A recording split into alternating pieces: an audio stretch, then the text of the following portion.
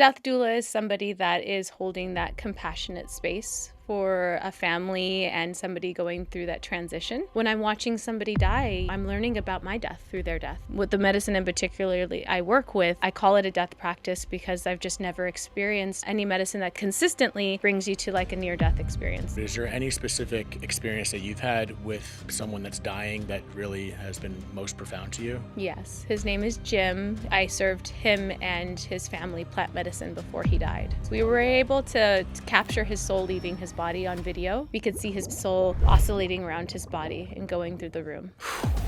Death doula, soul doula, medicine woman, and also a UFO story at the end that blew me away. This is not me trying to get you to listen to the end of the episode, but listen to the end of the episode because she dropped a bomb on me about something that she caught on video that I got my eyes on, and it was incredible. So besides that, it was a fascinating discussion because she leads people on a journey at the end of their life, people that have been dying and have died, to easily transition through these medicine practices that involves plant medicine, psychedelics, that I am very fascinated in. She's an educator and teaches us one thing or two that I hope you find interesting. Please do your own research. Clearly, I'm not a doctor. I'm wearing a Picasso shirt right now, but I hope you enjoyed this episode. It was educational, it was spiritual, and it was very profound. And again, the UFO story at the end blew my mind. I saw the video. I don't know what's going on. Yada, yada, yada. I'll stop talking. I hope you enjoy the show. She was lovely. Death doula, soul doula, and then you also are involved with plant medicine. Yes. The original OG medicine.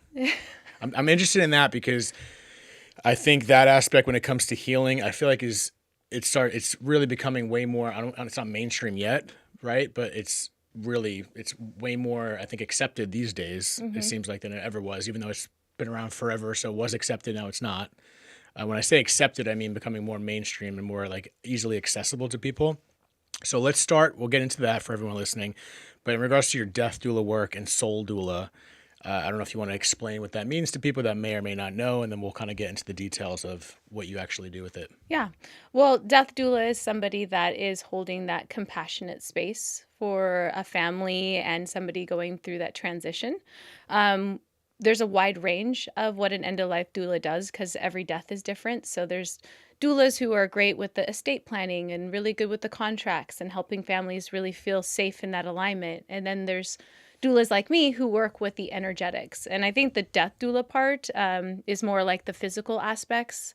And the soul doula part is about the energetics and really helping that person remember who they are, where they're returning back to, and hopefully allowing them to celebrate these last pieces here on Earth so that their soul can just ascend without any tethers. I don't really know what happens to the soul when it leaves the body for sure, because I'm still here.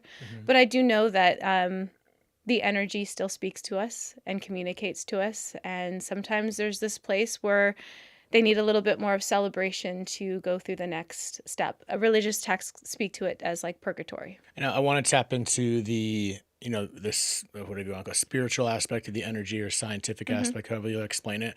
But in regards to being there for someone, so is it specifically focused on the person that's dying, or is it sometimes with the family, or is it all kind of incorporated? When it's somebody who's transitioning, my aim is to continue to bring the focus back on the person transitioning. It's very easy to get caught into the family dynamics.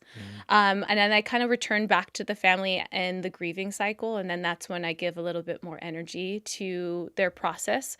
I'm still there to hold space for them, but it's known from the beginning that I'm really there to be the advocate for the person dying. And so when do you usually get called in? Is there any specific timeline, or it varies? So I've had clients that I've supported for 2 years, and I've had clients I've supported for 1 day. And in both those cases, they know they're eventually, the dying is inevitable. Yeah. So sometimes I work with people in treatment, and then from treatment to hospice. And then sometimes I meet people right before they go. And I'm sure you obviously want to respect your clients' names and whatnot, but is there any specific experience that you've had with someone that's dying that really has been most profound to you? Yes. His name is Jim, and he's highlighted in the documentary that I'm in called Beyond the Grave. It's available on Amazon.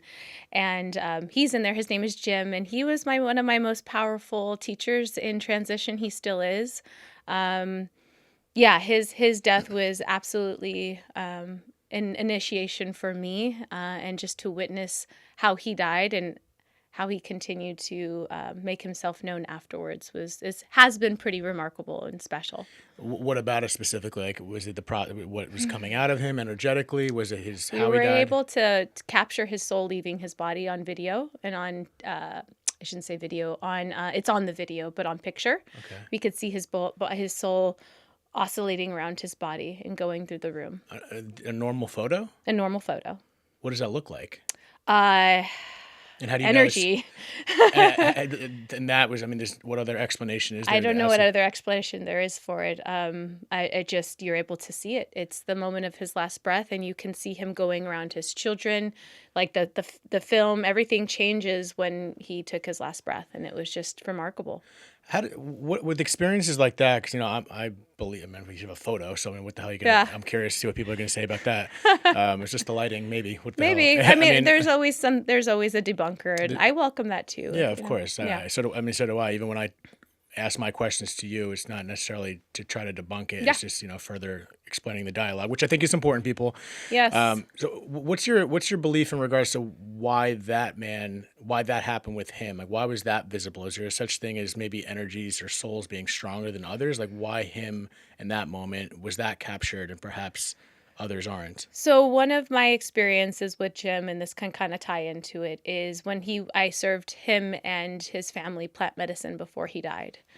And I was working with him in the plant medicine. He had his experience. It was beautiful. Now it was time for so it was an ex-wife and husband, and there was the new husband that was involved, right, in the life. So I was now serving medicine to the new husband, right? That's come in, and it's a very good family dynamic. They all work together, co-parented beautifully together. So now this is the man who's going to be now raising this man's kids. So it's time for him to go do his medicine. He goes into the other room, and I start to facilitate his medicine, and I'm told by spirit or energy or intuition that I need to go back in the room with Jim. I go back in the room with Jim, and I'm holding his hands, and I close my eyes, and I soften my belly, and that's how I kind of start initiating us meeting in the etheric. And he shows me, and he says to me, you're just a battery. You're just here to enhance the energy. That's all we are, is batteries. And all of a sudden, the fire in the fireplace starts cracking, and I'm feeling Jim handing his energy over to the new dad. And it's going back and forth like this, like an 8. And I'm seeing it in my mind. I'm like, wow, this is powerful. And I just felt like I needed to stay neutral to just enhance the energy that was happening. The husband comes back into the room. How was your experience? I asked him, and he goes, wow, I felt like, Jim was there with me, and he was handing me the baton to now be the dad. And so what Jim taught me was this space of non-judgment, this space of not wanting things to be better or not wanting things to be worse, but like just right in the middle creates this nonlinear aspect where we're able to tap into just a very primal energy of being a battery and just helping other people enhance. It's like they're plugging into your nervous system to kind of just push it forward. It's not like it wouldn't do it. It's just an extra push. Oh man! And just to clarify, this experience is happening while they're under the plant medicine, or they're not? Jim was out of the plant medicine now, and the new husband was in the medicine and then came out. I work with a very quick acting tryptamine, so it's not like a ayahuasca or MDMA or psilocybin, although those are medicines I work with. It's a little different. So when you say a quick tryptamine, so it's not dimethyltryptamine, it's not DMT, or it's part of that, or is that what you mean? It's an isolated alkaloid, and maybe there's a number 5 in front of it. How do you get that? How is that extracted? Where's that from? Well, there's a few different ways. There's some plants that naturally have this component in it. Some people would maybe get it from the Buffa alvarius toad, and some people get it derived from a lab where it's just the isolated alkaloid. It's naturally occurring in our body. But yeah, these medicines are very potent, quick, and I find them to be death practices. And that's because I've done DMT once, and that's another conversation that we can have. I've mentioned on the podcast before. But why do you find it as, I guess, part of the death practice? Like, what about these plant medicines that are a good transition to have, whether right before death or in the cases that you use it? Well, I mean, going back to your experience when you were going into that initiation of your plant medicine experience, I'm sure a lot of things came up, a lot of resistance came up, a lot of stories came up, a lot of places where maybe you are noticing more because you're going into that experience. And so it's about that. It's about that exploration and investigation of what naturally comes up when you just say yes to the medicine, and then how the medicine can help break down that natural defense in the brain so that everything can come online, so that you can maybe integrate those pieces differently. We are the medicine.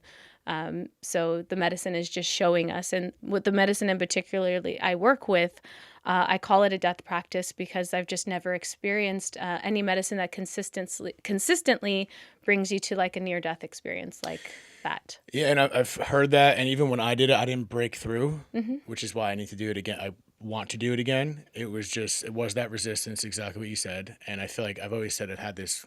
I was just talking about it with a friend the other day. I was like, I have this resistance, this wall, like I feel in me that I feel like I've had for so long that I think kind of carried over with that experience, which didn't allow me to get through. And this is all in my mind, just speculating as to what it is, and I feel like it's right, not knowing what I'm talking about. But there was this like wall that I didn't break through. So when you say you see these positive actions from taking this, is there like say I'm dying and we went through your practice and you gave me the medicine and I still have that wall and I wasn't able to break through prior to dying, like what does that mean? Is that an issue? No. Okay, just clarifying. I think every death is perfect as it is, and not everybody will want to do plant medicine, but I can give you a story about how it can help. Please. So I was working with this woman, and her main fear, her wall, was that when it was time for her to die, that she would suffer and that it would be painful.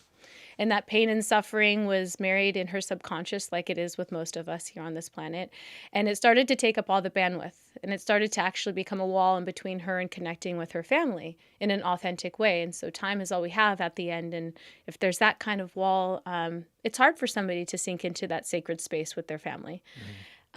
You're unhumaning while trying to be human. It's a very odd dance. And so I gave her the medicine, and how I work with people at end of life is very low and very slow. So if you know what medicine I'm talking about, and go online, it's not how I serve. Very, very feminine, very low. And so we go through multiple rounds. In the first round of medicine, she takes it in and she lays back and she goes, suffering, whew, suffering. And so all these iterations of how she's saying the word suffering. And then she starts saying separate,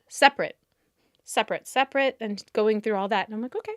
And she comes back. We have a little integration session. And before she goes back in, I said, okay, can you explain to me a little bit about what you were saying by suffering and separate?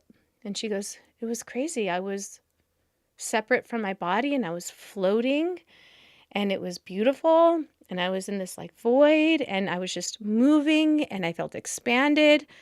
And she's just going on and speaking. And I said, so it didn't hurt? And she just has this twinkle in her eye and almost like, yeah, it didn't hurt. And from that moment on, her contract was changed. Okay, so I'm gonna try to tie everything together because I love this so much, and I'm so into this. In regards to what it's gonna come back. I promise. I sometimes sound like I'm talking in circles, but it finds a resolution.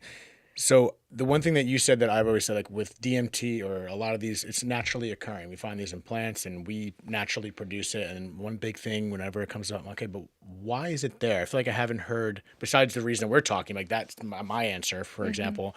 But I feel like there hasn't been scientifically or maybe culturally reasons like why we produce that. Correct me if I'm wrong as to why dimethyltryptamine specifically exists in our bodies outside of like these experiences. Like to me, it's always just been like a portal. Like it's like for us to take like maybe like to see through the veil. And like is that what it is? I feel like is this just an access point to maybe see what's on the other side or see the way things really are, and ultimately coming to terms with the fact that this is just a meat sack and we're separate? Yeah, I mean, I think it's actually to do the opposite. I think it's meant to help us remember that we're always connected and we're always a part of nature. And I think this is the planet's way of helping us come back online from a very distant space that we've become accustomed to and comfortable in this distance between us and nature. So I think it's a reflection in nature because it's a reflection in us. And when we tap into that certain tryptamine or that certain place inside of us, we don't feel disconnected. And taking that back into the world it's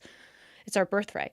And so you think that's the reason for why it's naturally occurring and why it's here on Earth? Yeah, so we don't forget. I forgot. I definitely But forgot. what a journey to remember again. What a journey to remember. I feel like it's a movie with Mandy Moore. That sounds fantastic. Yeah. So in regards to the people taking this medicine, is there any reason, I'm curious about the medical aspect of it, is there any reason why some people aren't fit to take it? Yeah, absolutely. Yeah, this medicine isn't for everybody psychologically, spiritually, emotionally, and physically. I go through a very detailed process and an intake process for people end of life. I work with doctors and the pharmacists to make sure that there's no contraindications between the medicine I'm giving and how they can receive it, just to make sure that I do my due diligence. And if for some reason the medicine can't be taken because of their medications or what they're going through, we always find another way to find the medicine. I love that. Yeah. And so I'm curious, what's the trend right now in regards to this practice being more widely accepted, I guess in a mainstream manner, as you would say. I feel like with RFKs, I've heard talked about psilocybin a little bit more, and I think maybe he's going in that direction. But what's the trend in regards to being more accepted institutionally and more widespread? I think the trend is we don't care if it's accepted, institutionalized anymore. We're no longer in a place where we can afford to ask for permission to start to come back to homeostasis and back home to ourselves. So the trend is, yeah, there's a lot of reasons on the outside that say no, but if it's in your heart, you're going to do it anyways. Yeah, and my reason for that is not necessarily the importance of having to be mainstream. It's just really just getting it out to more people. And I feel, you know what I mean? It's like, because I feel like this is something that, again, it kind of just goes back to it's natural, and I feel like it's obviously here for a reason, like you're explaining. So it's like, I wish, and this is why we're talking about it and getting it out. So it's things like this, of course, that I hope get it out there. And again, and find out if it's for you or not.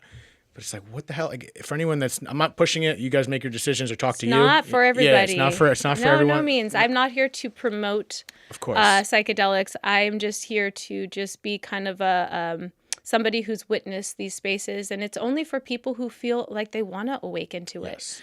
You can't awaken people before they're ready. 100%. And I've always said it from a non-expertise opinion. I'm like, I think everyone needs to trip, minus the people that shouldn't trip for biological reasons. Yeah. I'm like, I think people that have a lot of resistance, and this is just my speculation and my weird thoughts. I'm like, anyone that has resistance or fear towards something, I'm like, when it comes to like the afterlife and dying specifically, and that's why I'm excited about our conversation, how you're saying it way more elegantly. It's like, just go on a trip, man. You're going to see things differently. It's like, it really does shift you. And I feel like I still have a lot more steps to take to even take like every time I've done psilocybin, or the one time I've done DMT, it was never, maybe a couple times, like, let's have some fun, but it's always been just trying to let go. It's always been my initiation for it and my intention for it. And I feel like that was always just a pathway for me. I really think it does release, it just takes us to another place that is just not this. Yeah. And it's so incredibly powerful. And just the existence alone, I'm like, what else is it here for? You know what I mean? Like, I feel like it was a little, whatever source, whatever you want, because like you said, we're going to give this to you, and it's like, that's there for you to take, and I feel like it has so much healing power, and we're seeing like the microdosing just helping people with, the human aspects of life with depression and this, that, and the other. And I just want to open people's minds from someone like you that's more knowledgeable and you do this so people can just consider it and see that there's other outlets out there. Yeah, there's other things available. And you don't even, it's beautiful just to kind of ask yourself, like, what is the best thing that's going to serve me for this particular part of my healing? And then just witness what shows up in the body and the mind. And then that's the way to go. What do you think the fear is of people that aren't maybe open to, that's fine. But like, what do you think is a fear of people taking that leap towards maybe having a trip, if you will, for lack of better words? That it's going to hurt them. That they're going to see or feel things that are uncomfortable. They don't know what's going to happen. So the fear of the unknown is a big one. And the fear of like taking any kind of plant medicine and then like now they're mentally disabled or something coming out of, like, they'll break themselves like in a real visceral way that they can't return back to. And so they're, and then there's all the fears that kind of bubble up in our traumas, like traumatic fears come through. And then there's always a death in a plant medicine experience. You always become something more, which means you have to leave a little something behind. So is that ego death? I guess, I don't know. I guess you could call it ego death and then rebirth Mm-hmm. into something else, because it comes, you don't leave it dead. There's space for something there now that's like rich soil. You can plant whatever you want there now. And so the focus that we've been discussing is, being there for the dying process. Hmm. How do you see this helping with people when they're not dying, in regards to maybe just going through grief, or Hmm. anything we're going through? How can this also tap into that experience? Yeah, I mean, like I said, they're death practices. So as many times as you can die in this life, the better. We die a lot without us wanting it. So like you lose the job, you lose the relationship, you lose the house, blah, blah, blah, blah, blah. Those things are taken. So those are deaths that are just taken from you. But this is a way that you can kind of forward face that unknown death and be like, I'm actually going to engage with this now. Mm-hmm. And it becomes empowering for people to actually start engaging with what they need to let go of, as opposed to just it being constantly ripped away from them and having to deal with the aftermath. It's a different seat to sit in. How does that work with your energy aspect? 'Cause you said you kind of you work with the energy, like Hmm. with you personally. How does that work? Like logistically, like how did you discover that, and what are you seeing, and how does that work with someone like you that maybe can really feel that more than other people? Yeah, I get this a lot from like the hospice nurses that witness what I'm doing. They're like, "What are you doing? What are you seeing?" And then I typically will invite them to come up and I show them, and they go, "Oh, got it." So I walk into the room and I can start to, if the person is nonverbal, I can start to pick up on stories and energy. And so what typically happens is spirit speaks through my own personal experiences. So my own stories. So like if I'm sitting in front of somebody and I see, somebody telling me my picture isn't pretty that I drew when I was a kid, I go, oh, this person has a block somewhere from childhood about creativity. Got it. Right. And so I'm watching what comes up in my psyche, non-judgmentally, and that typically helps me start to plug into what they're going through. Wow. And then I'll start to kind of funnel more of my energy and where they're at. And then sometimes I can see life through their perspective. I can see where their soul is at energetically. Sometimes I can see people in their life review. Sometimes I can feel them practicing coming in and out of their body.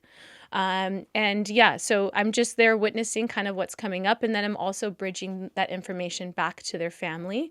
And usually it's really relevant information that, like, I wouldn't know this, Mm-hmm. but they're like, oh, I know exactly what's happening. So you may have just answered the question I was thinking as you were speaking. So when you are that bridging aspect, is that kind of the dance of confirming what you're feeling, how you're interpreting it? Mm-hmm. Because I feel like it's interesting. It makes sense how it would come through your own stories to understand it, Mm-hmm. which isn't a bias. It's a way to understand it more clearly. But Mm-hmm. at the same time, you could potentially maybe see things through your own lens, which is a bias, even though you're not intentionally doing that. So Mm-hmm. is there, like, how do you dance around that so you're not misinterpreting what you're feeling? Yeah, I think it's just years and years of having that confidence built through validation, I think, with different clients, and tiptoeing, like, is this real? I've definitely gone through like the whole stage of imposter syndrome and like, should I say this? Should I not say this? And over time, I've just become very accustomed to now just really sharing and not being responsible for the water that flows through me. So I feel different when I'm in that space than I do when I'm necessarily at home. So I know when I tap into another space, physically, I feel different. Mm-hmm. I feel like a hollow bone. And yeah. And so I just trust. I trust. And so after many different families and working with them, I now can kind of use discernment of when to share what comes up and when not to share what comes up. Because I don't just Absolutely. channel nonstop. Sometimes I see a lot of things that are going on and it's not the right time to share. Okay, so it just takes years of doing it and understanding it and practice like anything else. My teacher, when I became an end-of-life doula, he pulled me aside. He said, come here. You have it. You have the gift. I see it. Your challenge is going to know when to speak and when not to. Mm. And is that when to speak and when not to? Is that something that is like staying positive? Like, are there potential negative messages or things that come with it? Yeah, or sometimes it's just not ready. Yeah. Yeah, sometimes it's just not ready. And I'll know it's not ready because I'll feel resistance in my body or I'll second guess it. And if I just second guess it for a second, I don't need to know why. Mm-hmm. And sometimes information's way more powerful at a different moment. So it's not necessarily good or bad. It's just maybe it's not ready, for for sharing. So when people are, under the plant medicine, how do I, is that the right way of saying it? Like, what do I They're say? on There? their journey, I On their journey. guess, in the When experience. people are in the experience with the Yeah. plant medicine, have you noticed any consistencies with people that are, on the deathbed and they're dying, and they go under with the medicine? Has there been any consistencies with what has been coming through to them? That because I asked that specifically because I'm sure every experience is different, but then when you start seeing those consistencies, like, oh, okay, that kind of shows like there is something there, which there is. Yeah. But at the same time, those consistencies have always been in kind of an investigatory manner, like, oh, okay. The consistency that I've seen is just relief. They'll get relief in their body. I've had people be like, "This is better than morphine." Just a deep, deep like weight off their shoulders. That is kind of the consistent thing that I see coming through. And then they're just ready to die. Part of them is, yeah. What's the part part of- that's not?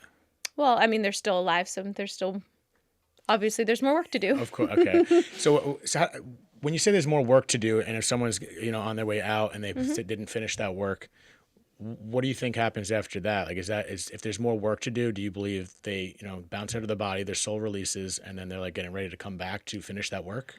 What I've been told by people who have transitioned over is that it's so funny because you think that you die and then like work is done, but there's work on the side too. On that side. Yeah.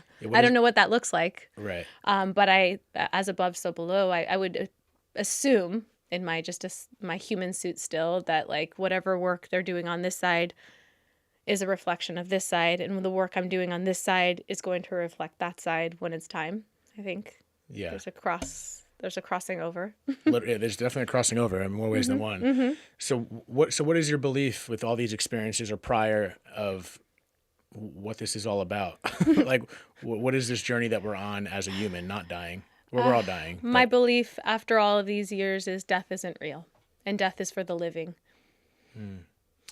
Death is for the living. Well, I mean, just this has been discussed in the podcast, of course, but that I understand when you say death isn't real, because I think we continue on, but there's the death of the body, and there's many deaths that you've explained.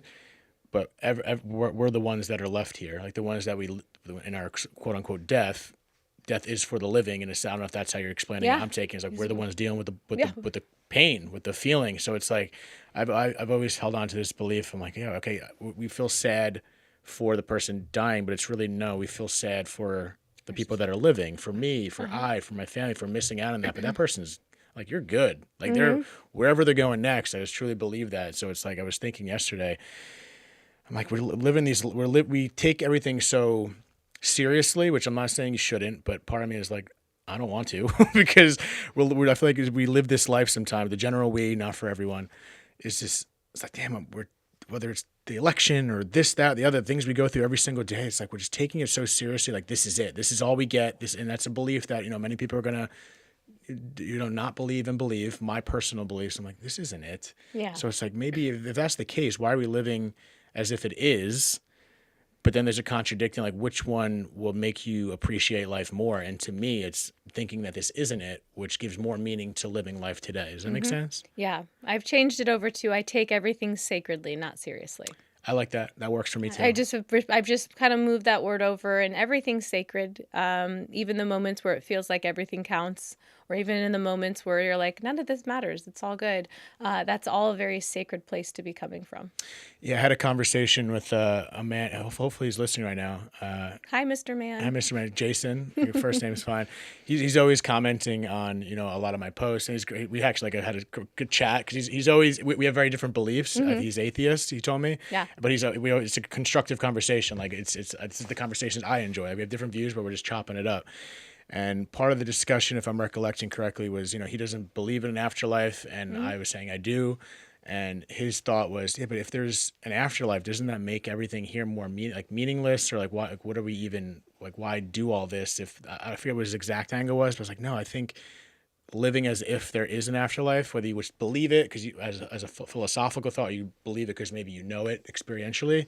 It's like, no, by thinking there's an afterlife, I feel like it gives more meaning to being here, because with an afterlife in my head, I'm like, okay, maybe there is a reason we're here before the afterlife to learn this, that, and the other. So by thinking there's an afterlife gives me more meaning being alive as opposed to the opposite. How do you resonate with that? I think each is perfect medicine for you both. Yes, and the same thing, and that makes my journey too. Because I've had a lot of near death experience stories on the podcast, and a lot of the consistencies that I've gotten with their stories, is that we choose this life. That was one theme that comes across and that resonates with me. And then a lot of people have a hard time thinking that. And yesterday when I was walking to meet up a friend going out, we're going to this expensive spot in Los Angeles, which I normally don't care for, but he was just in town, so we went. And on the way there, I see a homeless person. And this is all a cliche story, walking, especially in LA. And it just like jolted me as it usually does every time I walk by while I'm being here. 13 years, it's never hit me to like just walk by and not think about it. And I'm like, I'm walking to this place in Los Angeles, this popular spot, and then I see a homeless man there. Then it started taking me down the rabbit hole of walking 2 blocks. Still happened within 2 blocks. And I'm like, person chose that life, and that's hard to wrap around people's minds. Like, why would they choose this? And I'm like, from the human mind, it makes no sense. But in my head, I'm like, being on that side, I'm like, oh, okay, that makes sense. But it's like someone's gonna choose to live that life. I'm like, but why? I mean, it was to learn something. But what is like? My always thought was, why, if we're that eternal spirit on the other side, and everything is kind of answered for us, this, that, and the other, why have a human experience? Yeah. Why have a human experience if everything's already... Well, I mean, I think we get to the other side and we're in it, right? We know everything. We're expanded. We can kind of... the drop returning to the ocean, so to speak, and we return back to that. But I don't know. I don't know if that gets old eventually. We're like, I want to forget. Just for like only 100 years. Just for like 100... Yeah, maybe that's part of it. Some of these things, we're not going to know till we know, which is the easiest answer. But I think we're so obsessed with knowing... But that's that's like the culture domesticated. Like that man that's homeless, I love that your heart was so open to him, but how do you know he's not having a very blissed out experience by just dropping all of the cultural expectations and already living in his heaven? Yeah. I mean, my only thought with that, because I did think about that too, is like, he must be cold. It was pretty cold last night, so he wasn't really wearing a jacket, so unless he's just cool with that. But yeah, that's part of it too. And it comes back to me assuming things, and like that is a perfect way to. That's the right answer in my head. Like the way you said, it's like, well, I don't know. We didn't ask him. Yeah, his internal experience might be quite different than how you're perceiving it from the outside. Yeah, and I think that's a big lesson in general. It's like we make these assumptions, like I just did, in regards to him. This, that. I was like, yeah, maybe you're right. Maybe he's already figured it out, and that's why he's like, I'm just gonna chill here until it's my time. I've already figured it out. Yeah, it could be Morgan Freeman. Time's up. It could be Morgan Freeman and Bruce Almighty. Where God was a homeless guy. I'm like, oh, he's God. He's good. Yeah, God would be a homeless dude. Honestly, if he was too incarnate on Earth, he wouldn't be sitting in a skyrise somewhere. I mean, yeah, he's already been high enough. His skyrise isn't high enough. So how is plant medicine and these experiences being so close to death shaped your life? It's changed my DNA. It changes how I see my own death. By witnessing other people's death, I see my death. By witnessing other people's healing, I see my healing. And it changes me at a very cellular level. And so it's changed me as a woman. It's changed me as a mother. It's changed me as a friend. It's changed me who I am when nobody's looking. How do you mean see your own death? When I'm watching somebody die, I'm learning about my death through their death. Through their suffering or through their joy of how they're transitioning, I'm learning something about myself. On how they're responding to it, and you kind of take note. It's like, okay. It's just not even note. It just integrates into me. And it just sticks with you. It's hard to say what that specifically is, but it's just like activations. Like, we'll take there's one story, and I'm sorry, this is a Christian story. Sorry, guys. Don't apologize. It's one religious text. I believe in them all. But in the Christian text, there was the Mother Mary and Mary Magdalene. And of course, my name's Mary. He went through this very horrific process of being nailed to the cross. And the only person that he revealed that death wasn't real to was the only woman that stayed to watch his fully die, which was Mary Magdalene. There's a lot of gifts that are revealed if you can just hold that space for somebody and be that witness for death. You get gifted something that is beyond physical words. I mean, that resonates with me in a different way in regards to, I haven't been as close as you have in the same capacity. But I had an interview with a man who knew he was dying, and that just triggered the thought, spontaneously in regards to just talking to him and how I'm understanding seeing my own death.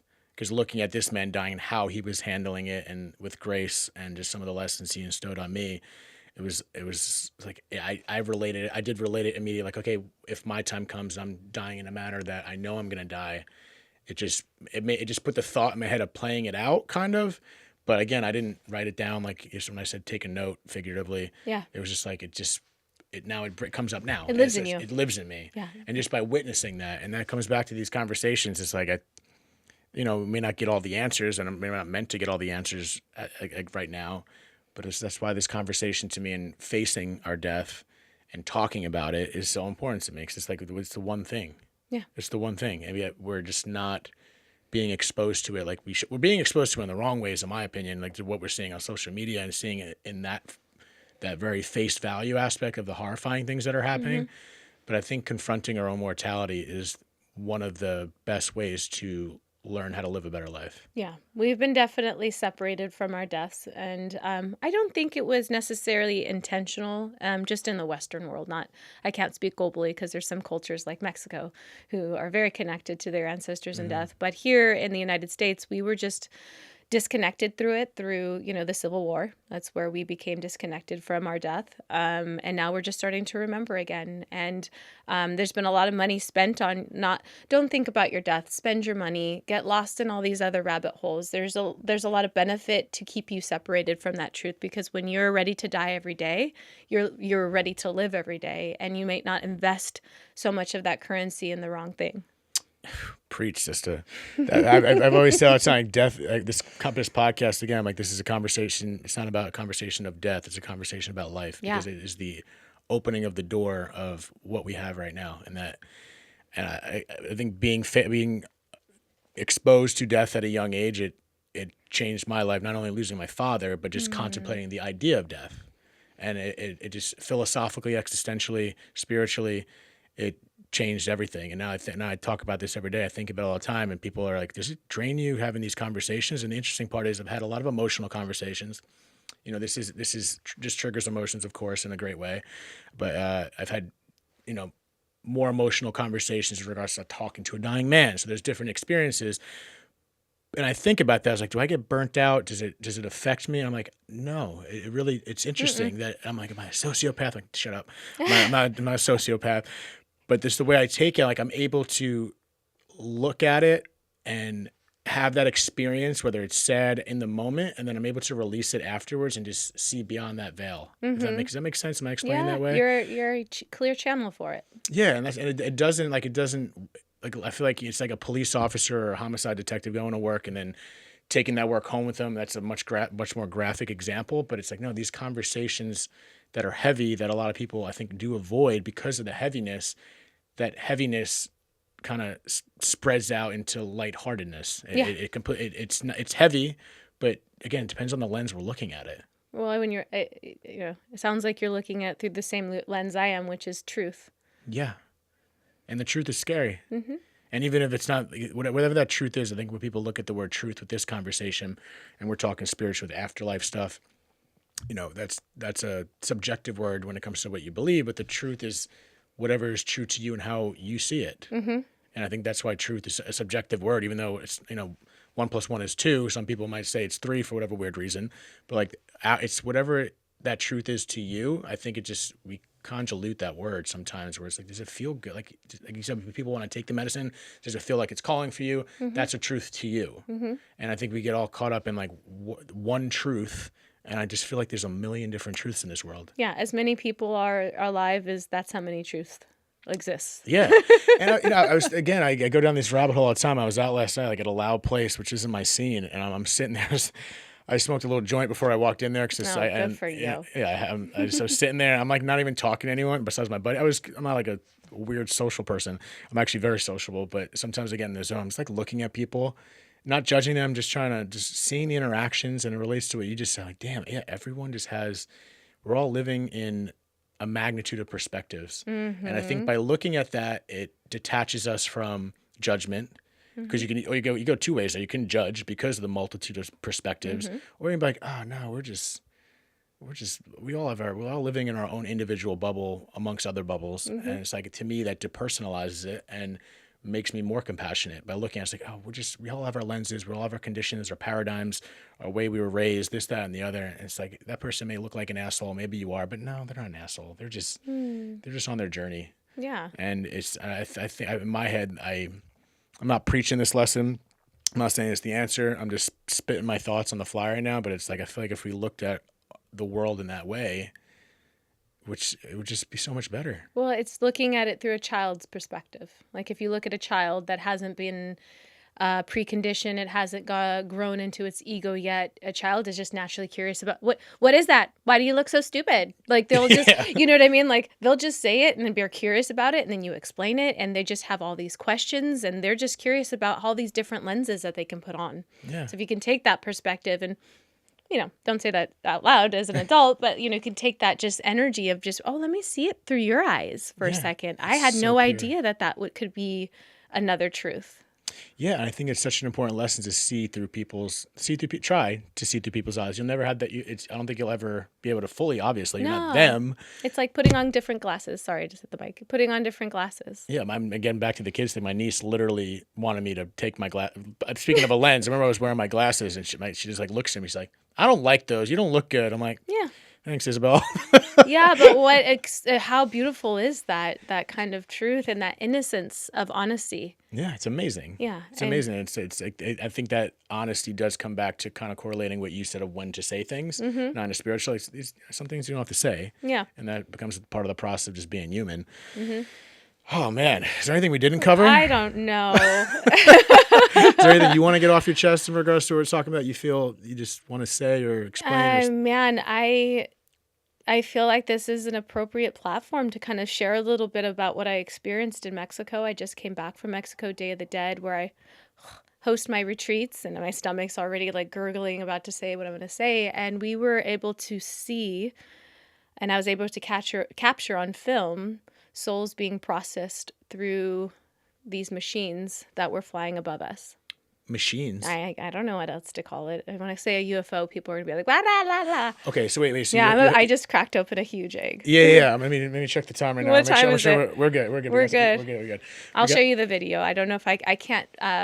I don't know if I can necessarily post this yet or share it on platforms, but I'll share with you the video. So what we're seeing is for hours. This is Day of the Dead, November 1st. This is the day that honors children. It's over the cemetery. Lights are going insane above us, orbs, and people it's intense. The energy is intense. I go back inside. I'm like, oh, just wanted to see what I captured on film. So I didn't see this with my naked eye. And my camera kept going in and out to focus. And when it goes to black, you see a machine. Like I'm seeing this here. It's crystal clear. You watch a gold orb go up to the machine. A door open against the black sky. It's blue sky behind it. The soul goes in. The door closes. You're just seeing this. It's on my camera. Yeah, I didn't see it when it was happening. I was just watching lights. And the lights you saw in real time. In real, I saw the lights. I did not see this craft until I went back to watch my video. And what do you think it was? Souls being processed. Oh, processing system of souls. Oh my God. This okay. What were you guys doing during the ceremony? This is the plant medicine? What was going on? Everyone was just did their sound healing. We're laying on the grass, just enjoying each other's company. And all of a sudden we see an orange light come up in the sky, and we're like, is that a fire balloon or what is that? And then it starts moving in different directions. We're like, oh no, that's a UFO. And UFOs are in Tepoztlán, Mexico. If you look at it, they're very high frequency place to see crafts. It's a very common place. It's like Sedona, Arizona, but in Mexico. And then we are watching it go all crazy. And then all of a sudden, all these blinking lights were just above us, moving in very intricate ways. It's not just white lights. They're turning purple, orange, yellow. They're manifesting in all these crazy ways. I'm just filming. I have a woman who's from Iran over here. She's one of my students, and she's just channeling in her language and crying and purging she's feeling like she's plugged into an electric machine. All of this is happening, and we're just experiencing it. And then when I went back inside, I just naturally sat down. I was like, I want to see how I captured it. And when it went to the black screen, So not even a screen where I was trying to zoom in on it or see it. I was able to see that on the video. Oh my God! I'm going to show it to you. You're going to show me, and for anyone listening or watching, you're probably going to be hating. They're me right going to now want to if we study can't- this film. I don't know what to do with it, but it's literally watching a soul come in and a door open and close. Oh my God! I can't wait. I'm going to get back to you guys to confirm this. If I don't get allowed to show you guys this footage, I'm sorry, but do you want me to show you right now? You want to show me right now? Yeah, show me right Here, now. I'll show you. I have it. So is this UFO? I mean, so you said crafts, UFOs. I don't know what to call it. Okay, let's see right now. For anyone listening and not watching on YouTube, she's going to show me this footage. Okay. Let's see how this goes. Sorry, there's like fingerprints all over my phone. That's okay. Reflection. Okay, so All right. so these are just like the lights that I was seeing, right? Flying all over the sky. Hold it up a little if you don't mind angling it there. So here we go. Here's just like lights, right? I'm just recording all these lights. And those you saw in person. So there's the first time I caught the craft. Oh, what the hell is that? Okay. Okay, so this is the craft. So you see how there's two lights? Yes. Okay, so that's the first time I captured it. And again, sorry, you seeing that in person, right? You saw that in person. I'm not seeing this in person. I'm seeing it after I go. This is all after. This is all after. I'm just watching. This is what I can see. Okay. There's these crazy lights. There's lights flickering. Was not able to see this until I went back to the video. Hold on. Oh man, there's like strobe lights. Right, yeah, what is that? So that's a craft. And then now watch. So you've seen it in its original form. Now. Yeah. Oh my God, there's more. So now. What the hell? Soul going up. Watch. Soul going up. Whoa. Door closing. Wait. Slow that down. Did you see that? Wait. Okay, hold on a second. That was a little fast. Yeah. So let's do it in. Yeah, go a little.